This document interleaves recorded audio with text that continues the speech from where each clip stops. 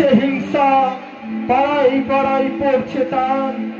ছদ্মবেশে আসছে দেখুন সুবর্ণপুরের শয়তান, সুবর্ণপুরের শয়তান, সুবর্ণপুরের শয়তান।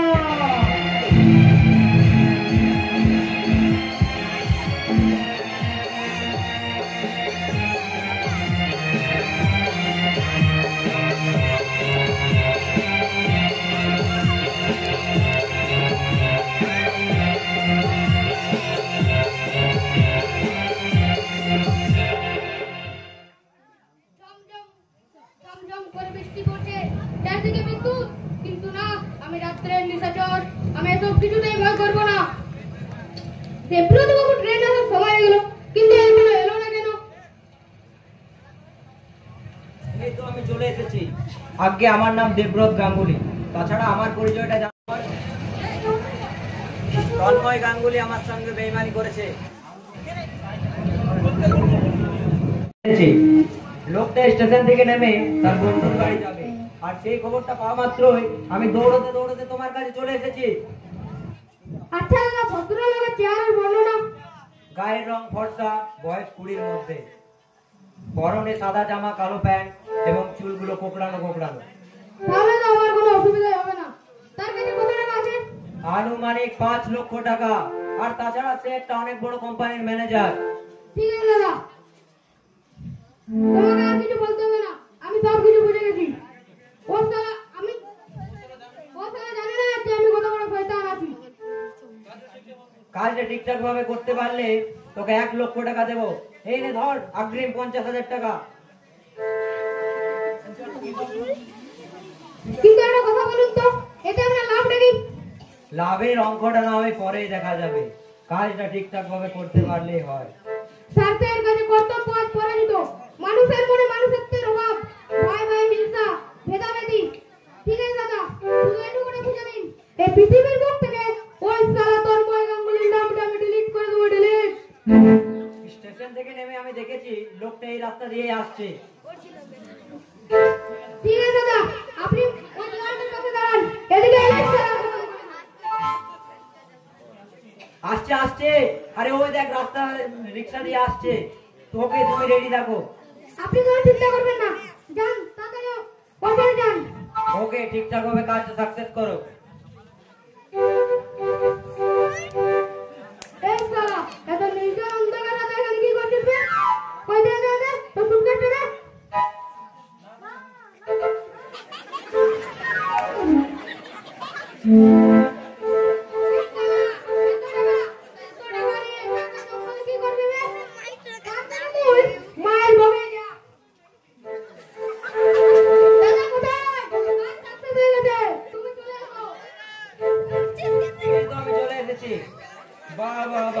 Very good.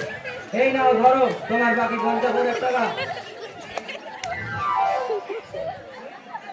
ধন্যবাদ। তাহলে আমি এখন চলি, আপনার সাথে পরে কথা হবে।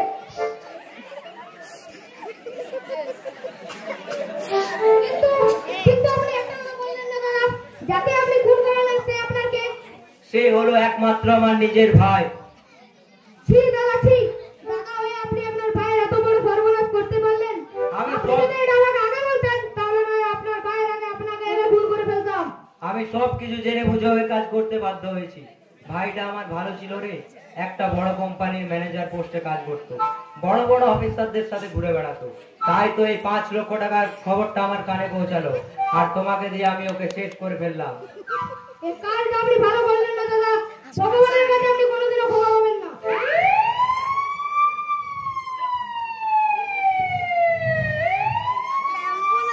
তুমি কোনো ভয় পেও না, পুলিশের চোখে ধুলো দিয়ে আমাদের পালাতেই হবে। পুলিশ আসছে বাম দিক দিয়ে, তুমি যাও ডান দিক দিয়ে, আর আমি যাব এই মাঝ পথ দিয়ে।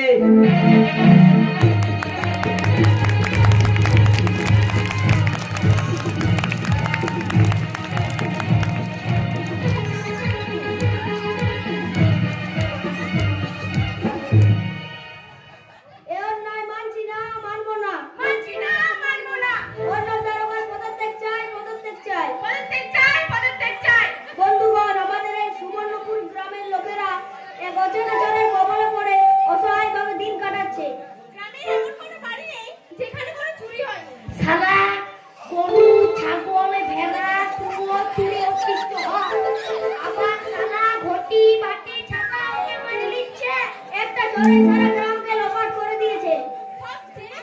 পুলিশ নাকি তেল দিয়ে ঘুমোচ্ছে। আমরা এই অত্যাচারের বিচার চাই, বিচার চাই। পুলিশ অফিসারের সাসপেন্ড চাই, সাসপেন্ড চাই। হচ্ছে রে, আমার ভেতরে চিৎকার চেঁচামেচি করে বলো তোমরা কি চাও? আমরা অন্য দারোগার পদত্যাগ চাই। কেন? কি করেছে সে? সেটা তোমাকে বলে কিছুই হবে না। নাই উহাকেই ডাকো, উহাকেই বলবো। আমি এসে অন্য দারোগা, বলো তোমরা কি চাও? ছি ছি ছি, এইভাবে গামছা পরে এসেছেন থানায় ডিউটি করতে? গামছা খুলে চুপ করুন। কি করব? কাল রাত্রে আমার ঘরে চোর ঢুকেছে। পুলিশের ড্রেস, লাঠি, টুপি সব চুরি করে নিয়ে গেছে। সামান্য গামছাটা রেখে দিয়ে গেছে, তাই গামছা পরে ডিউটি করতে চলে এলাম। আপনি একজন কর্তব্যরত পুলিশ অফিসার হয়েও চোরটাকে ধরতে পারছেন না কেন? আজ থেকে 10 বছর আগে একদিন রাত্রে বেলায় আমার ছোটটা নিখোঁজ হয়। আপনারা তখন পুলিশের তদন্ত করেও তার আসল দোষীকে ধরতে পারেনি। পরে এক সংবাদপত্রের মাধ্যমে জানতে পারলাম আমার দাদা খুন হয়েছিল। গামছা পরে কি আর আসামিকে ধরতে পারবে? আসামিকে ধরতে গেলে পুলিশের ড্রেস পরতে হবে। আমরা কিছু জানতে চাই না অফিসার, আপনাকে যে করে হোক ওই দাদার অপরাধীকে ধরে আনতেই হবে। আর এই চোরের হাত থেকে এই গ্রামকে মুক্তি দিতেই হবে। সেটাকে তোমরা নাম শুনেছ? সবারেশ নন্দী। আমি তো এই 24 ঘন্টা সময় দিচ্ছি, 24 ঘন্টা। এই 24 ঘন্টার মধ্যে চোরটার কোথায় দেখো। আমি কথা দিচ্ছি ওই চোরটাকে জেলের মধ্যে ঢোকাবো। আমি এখন আসি। আপনি তাই করুন। মেঘ যতখানি ঘর যায় ততখানি ঘর চাই না। আপনি যদি আমার দাদা আসল খুনিকে আর ওই চোরটাকে ধরতে পারেন, তাহলে একটু হলেও আপনার পুলিশ ডিপার্টমেন্টের মর্যাদা বাড়বে, কমবে না। রবীন তুই প্রস্তুত থাক। আমাদের প্রতিবাদ শুধু স্লোগান নয়, খবরের কাগজেও প্রকাশিত হবে। হ্যাঁ, আমি প্রস্তুত। আমার হাসির শব্দ শুনে যেমন সবাই কাঁদে, তেমনি আমি ফুঁক দিয়ে সারা চোরটাকে উড়াই দিব। চুপ থাকলে তারা আমাদের ব্যবহার করবে, আমাদের ধ্বংস করে দেবে। অন্যায়ের সামনে প্রতিবাদ করাটাই হলো আমাদের কর্তব্য। দিদি, আমাদের কোনো ভয় নেই তো? তোদের কোনো ভয় নেই? আমরা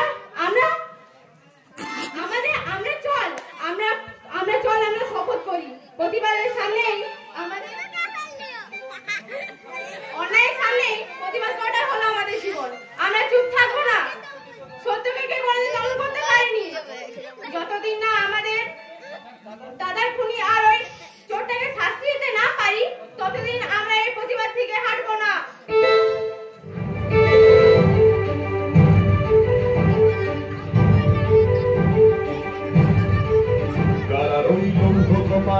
ভেঙে ফেল কর্ণের পাট, রক্ত জমাট শিকল পূজার পাষাণ বেদী।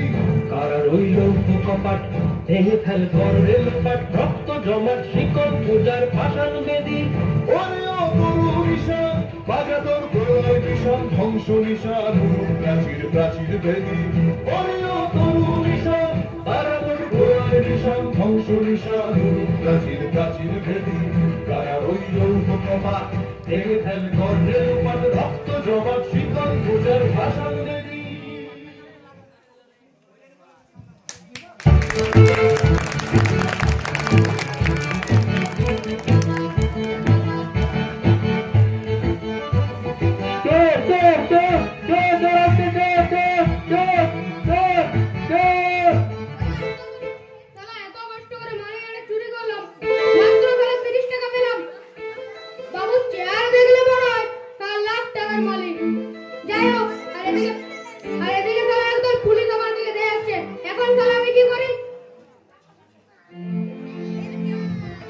তোমাকে কিছু করতে হবে না বাবা, তোমাকে কিছুই করতে হবে না।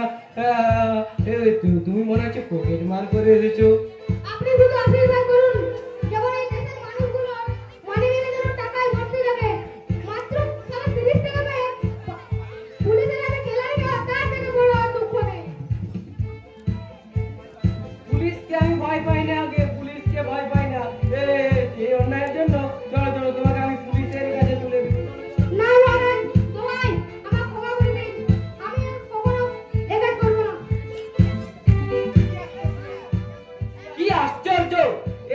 তরতাজা যুবক তারা পুলিশকে দেখলে ভয় পায়। কিন্তু কিন্তু আমি তো তোমাকে ছাড়বো না, আমি ব্রিটিশ পুলিশের সঙ্গে লড়াই করে এসেছি। চলো চলো চলো, তোমাকে এই অন্যায়ের জন্য পুলিশের সঙ্গে না মহারাজ, না মহারাজ, আমার ক্ষমা করে দিন, আমি আর কখনো চুরি করবো না। মারবে চল, 100 বার করবি, 1000 বার করবে। কি বললেন আপনি? এই তো বলছে সারা চুরি করতে গেলে কি এমনি ভাবে কেউ যায়? ভাগ্যিস আমি ছিলাম বলে তুই বেঁচে গেলে। তার মানে আপনি কে মহারাজ? আরে আমি মহারাজ তরাজ নয় রে, মহারাজ তরাজ নয়, আমি তোর মতো একটা সাধারণ চোর। পার্থক্য নাই, তুই একটা চেষ্টা চোর আর আমি হলাম একটা বড় চোর। কয়েকদিন হয়ে আমি এই গ্রামে এসেছি, সকালে আমার চোর বলে সম্বোধন করেছে। আমার টার্গেট কিন্তু একটাই, সেটা তুই সব করে জানতে পারবি। তুই তুই আমার আসল চেহারাটা দেখবি, বল বল দেখবি, বল দেখবি। কই কই দেখি?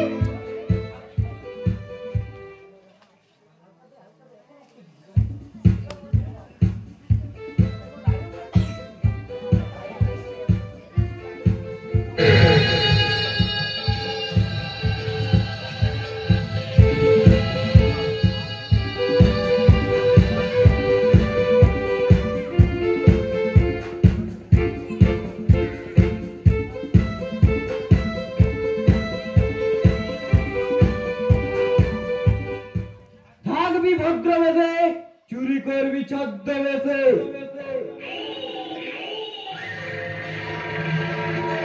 কারো কাছে শালা কোনোদিনও ধরা পড়বি না রে। সত্যি দাদা, পায়ে ধুলো দাও দাদা, পায়ে ধুলো দাও। তাই থেকে তুমি আমার গুরু। কার আন্ডারে কাজ করেছে? ওই যে মানিকের আন্ডারে মাস দেওয়া গেল, পকেট মারা নেমেছি। তুমি কতদিন করছো গুরু? আমি অনেকদিন ধরে এই কাজে নেমেছি রে। এই সুবর্ণপুরে আমি চোরের ছদ্মবেশ নিয়ে ঠিক 10 বছর আগে তন্ময় গাঙ্গুলির খুনিকে ধরতে এসেছি। যদি বর্ষি দিয়ে মালটাকে ডাঙায় তুলতে পারে, পুলিশ ডিপার্টমেন্টে আমার নামটা সন্ন্যাস করে লেখা থাকবে রে, সন্ন্যাস করে লেখা থাকবে। তুমি আমার চিন্তা করো না গুরু, তুমি যা বলবে আমি তাই করবো। আর তোকে 10 বছর হবে তন্ময় গাঙ্গুলির মৃত্যুর খুনির আসামিকে ধরতে আমাকে সাহায্য করতে পারবে? হ্যাঁ পারবো গুরু। দাঁড়া দাঁড়া দাঁড়া, এই রাস্তা দিয়ে মনে হচ্ছে কি একটা লোক পার হচ্ছে। তুই চিল্লি না রে, মন তুই জানলি না রে, এক বোতল মদ পান করতে দিলি না রে। কি দাদা, ভালো আছেন তো? ভালো নাই রে, ভালো নাই। যা শালা চোরের তাণ্ডব বাড়িছে, আজকে কারো গরু চুরি, কারো ছাগল চুরি রে। আমারও যদি কেউ জামা প্যান্ট চুরি করে নেয়, তাহলে আমি কি পরে বাঁচবো রে? আরে দূর মশাই, আপনার চোরটা কি আপনার জামা প্যান্ট নেবে? ওই জামা প্যান্টে থাকা টাকা নেবে, টাকা। না বাবা না, আমার কাছে 5000 টাকা আছে। আমি ব্যাংকে জমা করে আসি, নাইলে মদ মারতে মারতে এই টাকাটাও শেষ হয়ে যাবে। আরে দাদা শুন শুন শুন, আমি বলছিলাম কি আমার 1005 টাকাটা একটু কাউকে জমা করে দেবেন। তা মশাই, আপনি নিজে যান না কেন জমা করছেন? আমি নিজে যাইনি, এই ব্যাপারটি কি জানেন তো? আমাদের হাওড়া যাওয়ার আছে, একটুকু সময় নেই, টিকিট কাটতে হবে। আর আমি যদি টাকাটা হাওয়া করে নি, তখন কি করবে? হবে না, তারা মাল খায়, যারা মাল খায় তারা যাই করুক আর না করুক, তারা কোনোদিনই বেমানি করতে পারে না। ঠিক বলেছে, 100% রাইট। দিন দিন টাকাটা জমা, দিন দিন টাকাটা দিন।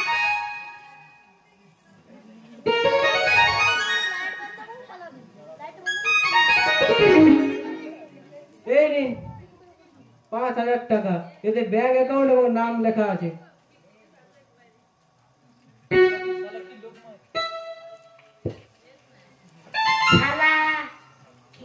কামাই রে, জানা নাই চেনা নাই, 5,000 টাকা আমাকে দিয়ে দে। কি বোকা মাই, এখনই 5,000 টাকা রোজগার করে নিল, এই টাকাটা ব্যাংকে জমা করে দিয়ে আসি। ঠিক আছে দাদা, আসি। আরে আরে দাঁড়ান দাঁড়ান, এইভাবে ব্যাংকে গেলে জামার উপর পকেটে এত টাকা কি নিয়ে যায়? ব্যাংকে কত বড় বড় পকেট মার আছে। দিন দিন দিন, আমার 5,000 টাকা দিন।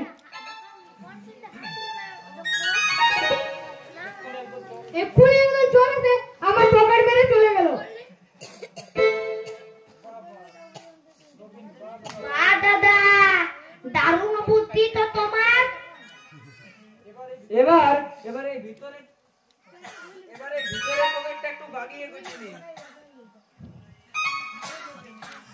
শালা, জানা নাই চেনা নাই, 5,000 টাকা আমাকে দিয়ে দিল।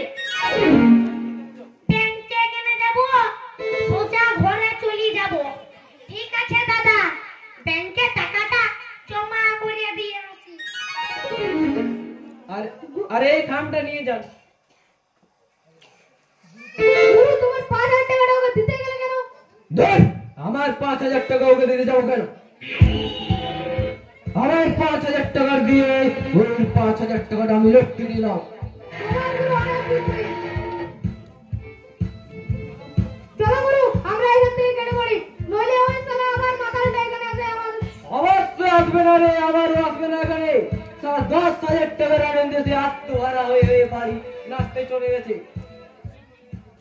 কি কি কি কোটি? চুপ চুপ চুপ চুপ। সুবর্ণপুর গ্রামে ওই তন্ময় গাঙ্গুলিকে কে খুনি করেছে সেটা আমাকে জানতেই হবে। আমি জানি গুরু, আমি সব জানি, কিন্তু আমাকে ওই সব কথা বলতে আমাকে বাধ্য করো না। কি জানিস তুই? বল বল, তোর কোনো ভয় নেই রে, বল বল। আজ থেকে ঠিক 10 বছর আগে দেবব্রত গাঙ্গুলি আমাকে টাকার লোভ দেখিয়ে তন্ময় গাঙ্গুলিকে খুন করিয়েছিল। তার তন্ময় গাঙ্গুলির কাছ থেকে 5 লক্ষ টাকা আর একটা ডায়েরি পায়। টাকার লোভে তুই এই কাজ করতে পারলি রে রকি? টাকার লোভে কাজ করতে পারলি? আমি ভুল করছি, আমি পাপ করছি, পাপ। আমার তুমি যা সাজা দেবে দাও গুরু। পারবি তো সেই ডায়েরিটা দিয়ে আমাকে ওই খুনির আসামিকে ধরার সাহায্য করতে? হ্যাঁ পারবো গুরু, আমি তো লেখাপড়া জানি না, তার ডায়েরিটা সাথে সাথে নিয়ে ঘুরে বেড়াই, কিন্তু পড়তেও পারি না। এই নাও ডায়েরিটা।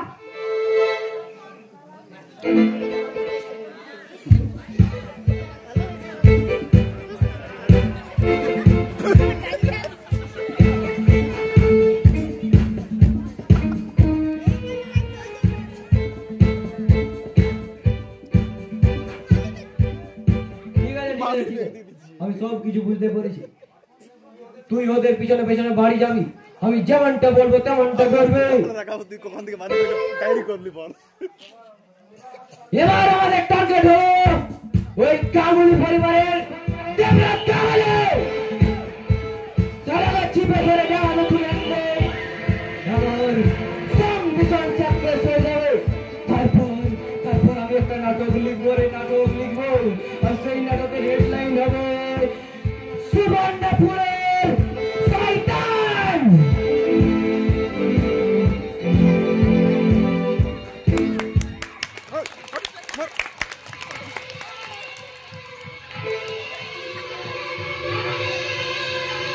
তোমাকে অনেকদিন ধরে একটা কথা বলবো ভাবছি।